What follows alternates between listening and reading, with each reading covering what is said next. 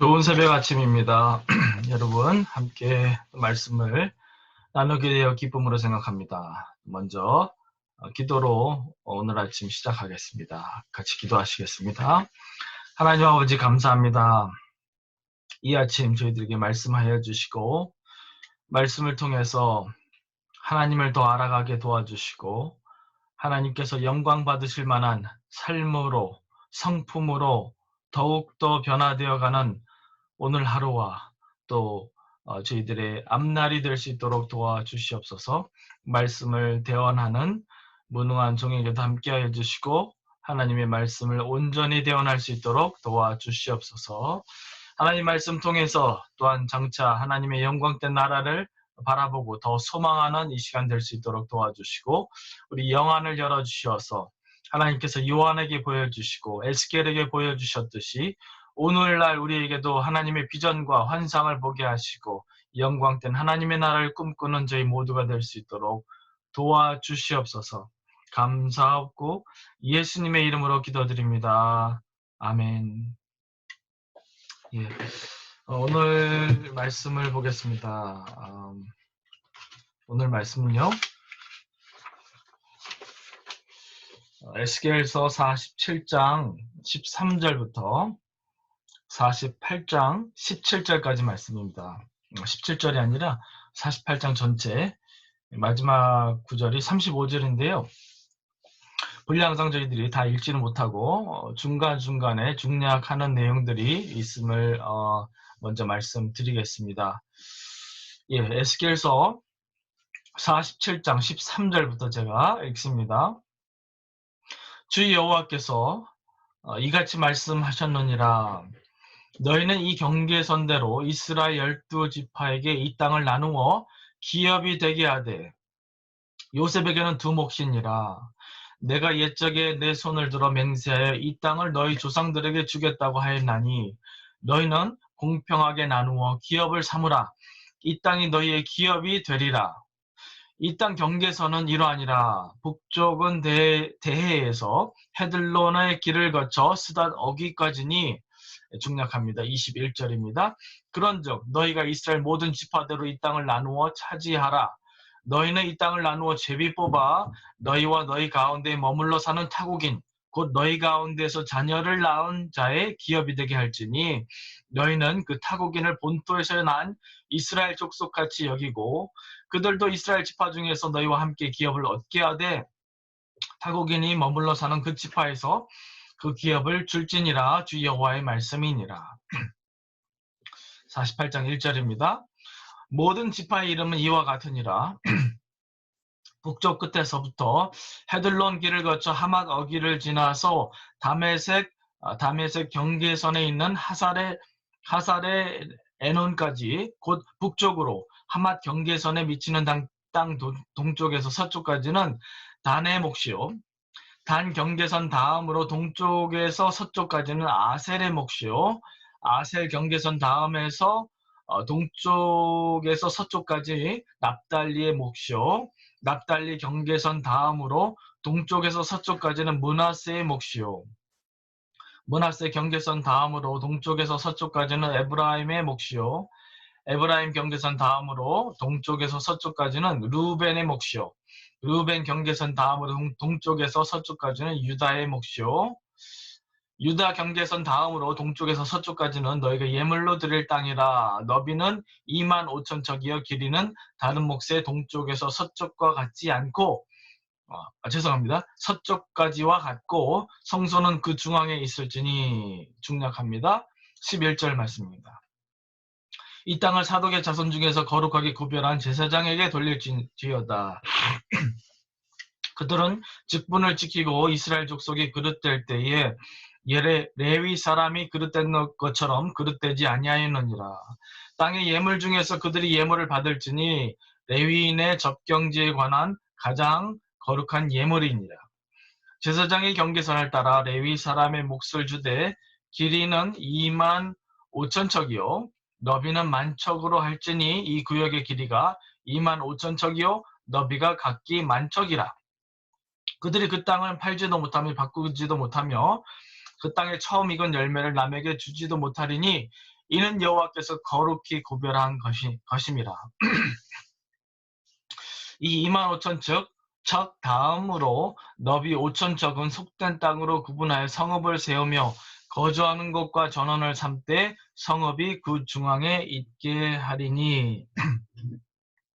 중간에 생략하고 48장 마지막 30절부터 35절 읽습니다. 그 성읍의 출입구는 이러하니라. 북쪽의 너비가 4,500척이라. 그 성읍의 문들은 이스라엘 지파들의 이름을 따를 것인데 북쪽으로 문이 셋이라. 하나는 르우벤 문이요, 하나는 유다 문이요, 하나는 레위 문이며, 동쪽의 너비는 4,500척이니 또한 문이 셋이라. 하나는 요셉 문이요, 하나는 베냐민 문이요, 하나는 단 문이며, 남쪽의 너비는 4,500척이니 또한 문이 셋이라. 하나는 시므온 문이요, 하나는 이사갈 문이요, 하나는 스불론 문이요. 서쪽도 4,500척이니 또한 문이 셋이라. 하나는 간 문이요, 하나는 아셀 문이요, 하나는 납달리 문이며, 그 사방의 합계는 18,000척이라. 그날 후로는 그 성읍의 이름을 여호와 삼마라 하리라. 아멘. 예, 오늘 에스겔서 말씀을 가지고 역사의 피날레라는 제목을 잡아보았습니다. 저희가 오늘로 에스겔서를 끝마치게 됩니다. 여러분, 에스겔서를 묵상하시면서 무엇을 느끼고 무엇을 깨달으셨습니까? 어쩔 때는 한두 번 봐서는 하나님께서 무슨 말씀을 하시는지 모르는, 이해가 가지 않는 때도 많이 있었습니다. 여러분들이 그렇게 말씀합니다. 에스겔서 어렵다. 그런데 개인적으로 얻은 한 가지 큰 유익이 있다면은 하나님의 나라를 더욱 마음 가운데 소망하며 기대하게 되었다는 것입니다. 솔직히 말씀드리면은 전에 이 말씀, 에스겔서 말씀들을 시작하기 전에보다도 훨씬 더 하나님의 나라를 사모하고 또 기대하는 그러한 기대감이 마음 가운데 부풀어 올라왔음을 여러분과 나눌 수 있습니다. 먼저 에스겔 선지자가 이 말씀을 기록할 당시 이스라엘은 그들에게 닥친 그 잠시의 징계를 통해서 어려움 가운데 지나갔지만 하나님께서는 그들이 그 잠시의 고통 시간을 넘어선 그 장래 영광된 미래를 바라보게 하셨다는 사실, 에스겔서의 중요한 어떤 포인트이라고 보여집니다. 특별히 오늘날과 같은 암담한 현실 가운데 살아가야 하는 저희에게 이 말씀은 더욱더 큰 소망과 기대감을 불어넣어주는 그런 말씀이라고 생각됩니다. 오늘 에스겔서 마지막인 에스겔서 47장과 48장은 땅에 관한 말씀입니다. 하나님께서는 이스라엘 땅을 12지파에게 나누어 주시고 하나님께서 명시하시는 경계선을 따라 이스라엘 12지파에게 땅을 나누어 차지하라 라고 말씀하십니다. 47장 13절을 다시 한번 보십시오. 주 여호와께서 이같이 말씀하셨느니라. 너희는 이 경계선대로 이스라엘 12지파에게 이 땅을 나누어 기업이 되게 하되 요셉에게는 두 몫이니라. 내가 옛적에 내 손을 들어 맹세하여 이 땅을 너희 조상들에게 주겠다고 하였나니 너희는 공평하게 나누고 기업을 삼으라 라고 말씀하셔요. 그리고 나서요, 하나님께서는 북쪽으로부터 시작해서 단과 아셀, 납달리, 므낫세, 에브라임, 루벤, 유다 지파의 땅의 경계를 명시하십니다. 7지파의 그 땅을 구분해 주시고 경계를 정해 주신 후에 중앙에 하나님의 성전과 제사장들과 레인들과 군주를 위한 땅을 구별하게 하십니다. 그리고 중앙에 그 땅은 사지도 팔지도 못할 것이라 하나님 명령하고 계십니다. 그리고 나서 48장 23절부터 나머지 지파 곧 베냐민, 시므온, 이사갈, 스불론, 갓 지파에게 주실 땅의 경계선을 기록하게 하십니다. 다시 정리하면 이렇습니다. 하나님께서 회복하실 이스라엘의 유업의 그 구조는 첫 번째로 북쪽에서 7지파가 정착하게 하시고요. 그리고 정 가운데에 하나님의 성전과 예루살렘이 자리 잡게 하셨습니다. 그리고 나서 남쪽에 5지파가 그 영토를 차지하게끔 하셨다라는 거예요. 그리고요, 또 에스겔서 48장 30절부터 시작되는 그 마지막 5구절, 6구절에서는 하나님께서는 예루살렘 성의 면적을 기록하게 하시고요. 예루살렘 성읍에 12문을 이렇게 설치할 것을 얘기합니다. 그런데 요한계시록 그 새 예루살렘이 하늘에서 신부와 같이 단장되어 내려오니라 그 비전을 보여주셨을 때 12진주로 만들어진 문이 있다고 그랬거든요. 근데 마찬가지로 비슷한 개념으로 예루살렘 성읍을 12문을 12지파의 이름을 부르게 하실 것이다 라고 말씀하고 있습니다. 이스라엘에게는 얼마나 영광된 일이 아닌지 모릅니다. 예, 이렇게 오늘 말씀을 종합해 보면 이렇습니다. 장차 회복하실 이스라엘 땅을 12지파에게 재분배해 주시겠다고 하셨습니다. 그런데 여기서 저희가 좀 기억할 것은 여호수아의 시대의 전쟁을 통해서 이스라엘 각 지파에게 나누어 주신 분깃을 따라 또 제비 뽑아 나누어 주신 그 방법과는 달리 하나님께서 직접 다 그것을 정하시고 순서까지 다 정하셔서 또 이스라엘 백성들에게 지파들에게 나누어 주셨다라는 거예요. 공평하게 나누어 주실 것이다 라고 하십니다. 그리고 그 땅 가장 중앙에 예루살렘과 하나님의 성전이 위치해 있게 하십니다. 그 의미를 아시겠죠?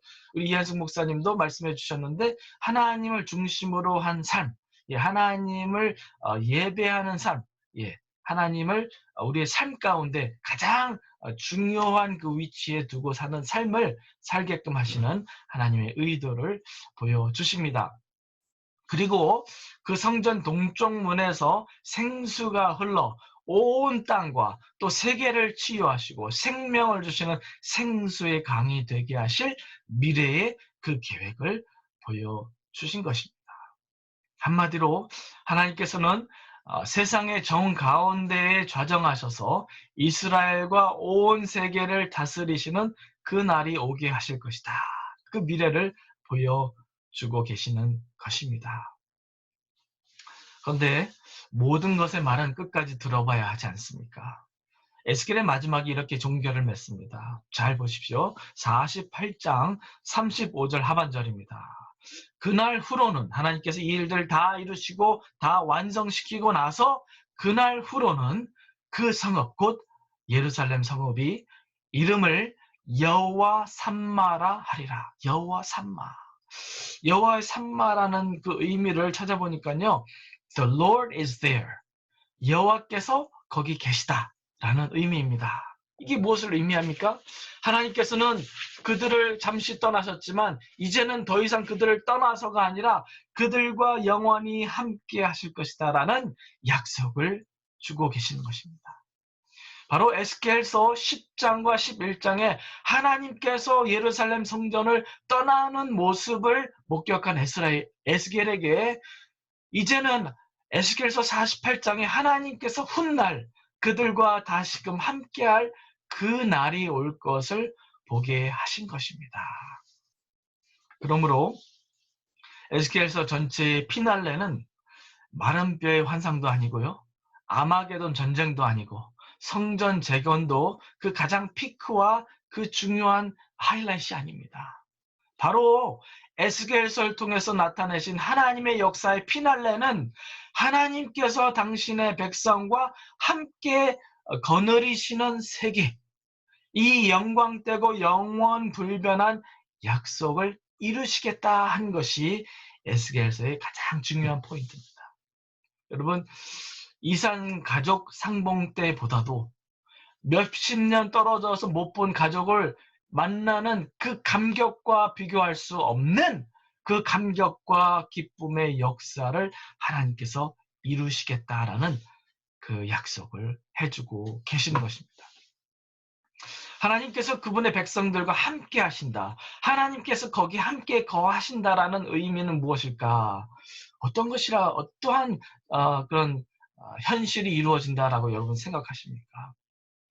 요즘 제가 이사야서를 개인적으로 읽고 있는데 이사야서 62장 1절은 이 날을 이렇게 말씀합니다. 나는 시온의 의가 빛같이 예루살렘의 구원이 횃불같이 나타나도록 시온을 위하여 잠잠하지 아니하며 예루살렘을 위하여 쉬지 아니할 것인즉 이방 나라들이 내 공의를 뭇 왕인 다 내 영광을 볼 것이요 너는 여호와의 입으로 정하실 새 이름으로 일컬음을 될 것이며 오늘 우리가 살펴보았죠. 또 여호와의 손에 아름다운 관 내 하나님의 손에 왕관이 될 것이라. 다시는 너를 버림받은 자라 부르지 아니하며 다시는 내 땅을 황무지라 부르지 아니하고 오직 너희를 헵시바라 하며 내 땅을 뷸라라 하리니 이는 여호와께서 너를 기뻐하실 것이며 내 땅이 결혼한 것처럼 될 것이며 마치 청년이 처녀와 결혼함 같이 네 아들들이 너를 취하겠고 신랑이 신부를 기뻐함 같이 내 하나님이 너를 기뻐하시리라. 얼마나 기쁘고 영광되고 기대가 부풀어 오르는 그 날이 올 것이냐라는 것입니다. 하나님께서 그분의 백성과 함께 하심의 영광을 아름답게 표현한 말씀이라고 보여집니다. 기쁨과 영광이 가득한 날. 또 이사야서 66장 1절부터 말씀을 보면 이런 말씀이 있습니다. 10절에 예루살렘을 사랑하는 자들이여 다 그 성읍과 함께 기뻐하라. 다 그 성읍과 함께 즐거워하라. 그 성을 위하여 슬퍼하는 자들이여 다 그 성의 기쁨으로 말미암아 그 성과 함께 기뻐하라. 너희가 젖을 빠는 것 같이 그 위로하는 품에서 만족하겠고 젖을 넉넉히 빤 것 같이 그 영광의 풍성함으로 말미암아 즐거워하리라. 여호와께서 이와 같이 말씀하시되 보라 내가 그에게 평강을 강같이 그에게 문나라의 영광을 넘치는 시내같이 주리니 너희가 그 성읍에 젖을 빨 것이며 너희가 옆에 안기며 그 무릎에서 놀 것이라. 어머니가 자식을 위로함 같이 내가 너를 위로할 것인즉 너희가 예루살렘에서 위로를 받으리라 말씀하십니다. 여러분은 그날이 올 것을 믿으십니까? 여러분은 하나님께서 여러분과 함께 하실 그 날이 기대되십니까? 마치 에덴 동산에서 하나님께서 아담과 하와와 함께 거느리시며 강들이 흘러 온 땅을 적시게 하시며 그 어떤 궁핍함이나 두려움 없이 평온하게 살아갔던 그 시대로 되돌려 회복하실 하나님, 그 하나님을 믿으시기 바랍니다. 그 회복의 하나님께서 오늘날 여러분의 병들고 상처 입은 모든 영혼과 육신을 다 회복해 주시기를 간절히 소원합니다. 그리고 장차 세우실 새 예루살렘과 새 성전에서 온 세계를 통치하시는 그때에 저와 여러분 모두가 그 기쁨의 영광에 참여하는 은혜를 얻게 하시기를 간절히 기도하는 것입니다. 그 소망 가운데 여러분과 제가 매일매일을 살아가며 그날을 기억하며 또 그날을 위하여 기도하고 또 기다리며 기뻐하는 저와 여러분 될 수 있기를 주님의 이름으로 간절히 축원드립니다. 기도하시겠습니다. 하나님 아버지, 하나님께서 에스겔 선지자를 통해서 장차 이룩하실 영광된 하나님의 나라를 보여주셨는데 그날을 우리 마음 가운데 늘 기리게 하시고 또 꿈꾸게 하시고 또 머리 가운데 아버지 그 나라가 어떠할까 상상하게 하시며 또한 그날을 기다리며 하나님을 더욱더 바라는 저희가 될 수 있도록 도와주시옵소서. 하나님의 이 말씀들을 우리가 마음 가운데 기억하며 또 기다리며 기도하며 기대하며 또한 기뻐하는 저희 모두가 되게 하여 주시옵소서. 오늘 하루도 그 소망 가운데 살아가게 하시고 소망 가운데 기쁨 가운데 또 이웃들에게 이 복된 소식을 전달해 줄 수 있는 또 장차 그날에 참여하게 하실 그 특권을 우리에게 주심을 또 말하여 그들도 안 믿는 자들도 그 나라를 소망할 수 있도록 주여 도와주시옵소서. 감사하고 예수님의 이름으로 기도드리옵나이다. 아멘. 수고하셨습니다. 오늘 하루도 복된 하루 되시기 바랍니다.